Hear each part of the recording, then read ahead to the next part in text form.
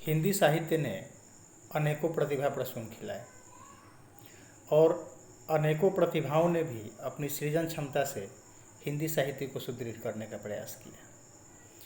ये प्रतिभा प्रसून हर क्षेत्र से आए। मेरे कहने का मतलब है ग्रामीण क्षेत्रों से भी आए और शहरी क्षेत्रों से भी आए। साहित्यिक वर्णन का विषय भी दोनों ही रहा, ग्रामीण परिवेश भी और शहरी भी। कुछ साहित्यकारों ने ग्रामीण परिवेश को ही अपनी रचना में प्रमुखता दी। इनमें प्रेमचंद का नाम शीर्ष पर आता है। दूसरे आंचलिक साहित्यकार के रूप में जो सबसे अधिक जाने पहचाने जाते हैं वो हैं शिवपूजन सहाय, जिनकी एक रचना आपके हिंदी की पाठ्य पुस्तक कृतिका में शामिल है। नाम है माता का आंचल। शिवपूजन सहाय का जन्म बिहार के भोजपुर जिले के ऊनाबासी गांव में सन 1893 ईस्वी में हुआ था। ये 10वीं की परीक्षा पास करने के बाद इन्होंने बनारस के एक अदालत में नौकरी कर ली थी। बाद में इन्होंने अध्यापन कार्य शुरू किया।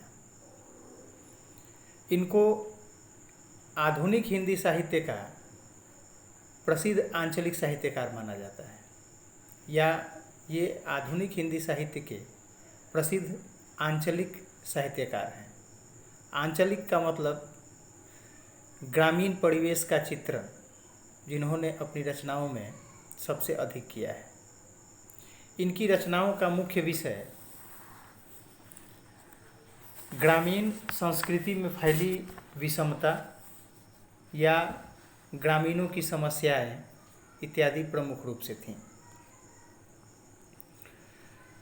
जैसा कि मैंने बताया, 10वीं की परीक्षा पास करने के बाद इन्होंने बनारस के अदालत में नौकरी कर ली। बाद में इन्होंने अध्यापन कार्य शुरू किया और स्वाधीनता आंदोलन में भाग लेने के चलते इनको अपनी सरकारी नौकरी गंवानी पड़ी थी।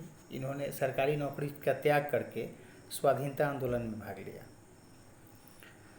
महात्मा गांधी के असहयोग आंदोलन में इन्होंने सक्रिय भूमिका निभाई थी। इन्होंने आगे चल करके जागरण, हिमालय, माधुरी इत्यादि पत्रिकाओं का संपादन भी किया। इनकी प्रमुख रचनाओं में देहाती दुनिया, वे दिन वे लोग, ग्राम सुधार, स्मृति शेष इत्यादि प्रमुख माने जाते हैं। इन सभी रचनाओं में शिवपूजन सहाय ने ग्रामीण परिवेश को खूबसूरती से चित्रित किया है, ग्रामीणों की समस्याओं को उठाया है, ग्रामीण संस्कृति का वर्णन किया है। इनकी रचनाओं में मुख्य रूप से आंचलिक शब्दों का इस्तेमाल ज़्यादा मिलता है, लेकिन तत्सम और अंग्रेजी शब्दों का प्रयोग भी शिवपूजन सहाय ने अपनी रचनाओं में किया है। सहाय जी की मृत्यु सन 1963 ईस्वी में हो गई थी। यहाँ आपकी पाठ्य पुस्तक में माता का आंचल जो शीर्षक है, माता का आंचल जो कहानी है, वह इनके प्रमुख उपन्यास देहाती दुनिया का ही एक अंश है। इसमें एक छोटे से बच्चे भोलानाथ की कहानी है।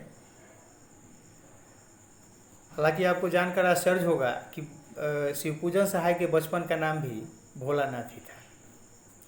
इस कहानी में सहाय जी ने प्रमुख रूप से एक बच्चे की बात की है जिसका नाम भोलानाथ है और उसका अपने पिता से बहुत अधिक लगाव है। माता के पास सिर्फ दूध पीने भर का नाता है उसका।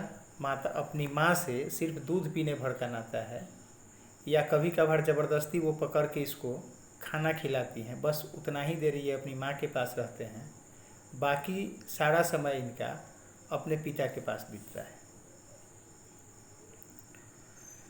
पिता के साथ नहाना, कुश्ती लड़ना, मछलियों को खाना खिलाना, पेड़ की डाली पर देहाती भाषा में दोल्हा पाती कहते हैं उसको, यानी पेड़ की डाली पर झूला झूलना इत्यादि इनकी जीवनचर्या में शामिल है। माँ के पास ये फटकना नहीं चाहते हैं, इसलिए भी कि इनकी माँ इनको ज़बरदस्ती नहला धुला करके इनके माथे पर चुल्लू भर करू तेल लगा देती हैं, आँखों में काजल कर देती हैं और इनके बालों में कंघी करके रिबन लगा देती हैं। हालांकि आप थोड़ा सा लगेगा आपको कि ये बालों में रिबन लगाना तो लड़कियों का काम है, लेकिन पहले गांव देहात में जब बच्चों के बाल बड़े बड़े होते थे, चाहे वो लड़कों के ही क्यों न हो, तो उनकी माताएं बालों में कंघी करके रिबन लगा देती थीं, उसमें रिबन से ही फूल बना दिया करती थी।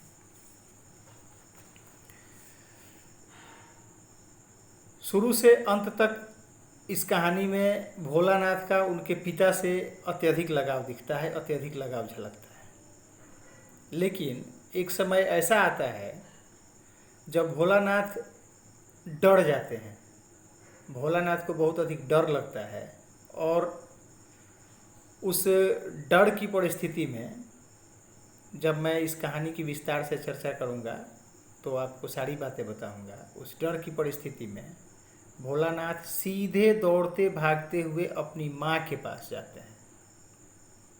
पिताजी को ये लगता है कि भोलानाथ दौड़ते हुए हमारे पास आएगा, हमसे अपनी बातें कहेगा, लेकिन भोलानाथ सीधे अपनी माँ के पास जाते हैं और माँ के आंचल में छिप जाते हैं।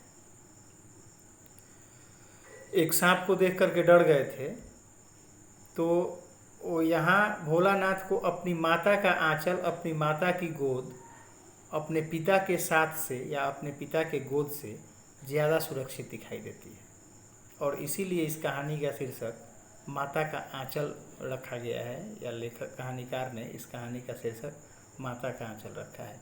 यहाँ एक बात मैं स्पष्ट कर दूं कि